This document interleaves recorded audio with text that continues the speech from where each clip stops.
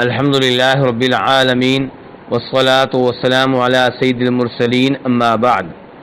ایک بھائی سوال کرتے ہیں قربانی کے گوشت کے بارے میں کہ اسے کتنے حصوں میں تقسیم کیا جائے گا۔ تو گزارش یہ ہے کہ نبی صلی اللہ علیہ وسلم قربانی کے گوشت کے بارے میں ارشاد فرماتے ہیں کہ خود بھی کھاؤ، دوسروں کو بھی کھلاؤ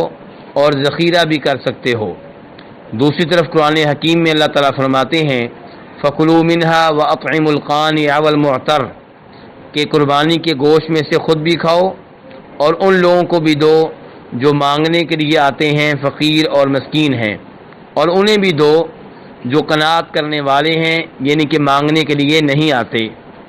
تو اس آیت اور اس حدیث سے یہ پتہ چلا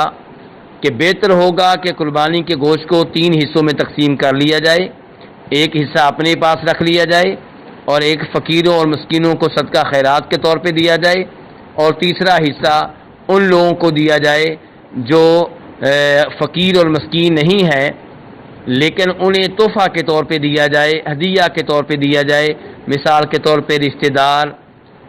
پڑوسی، دوست، احباب۔ لیکن یہ ضروری نہیں ہے کہ 3 حصوں میں برابر تقسیم کیا جائے، لیکن بہتر ہوگا کہ 3 حصوں میں تقسیم کر کے 3 طرح کے لوگوں کو دیا جائے، اپنے اہل و عیال کو اور فقیروں اور مسکینوں کو اور دوست، احباب، پڑوسیوں اور رشتہ داروں کو۔ واللہ تعالی اعلم۔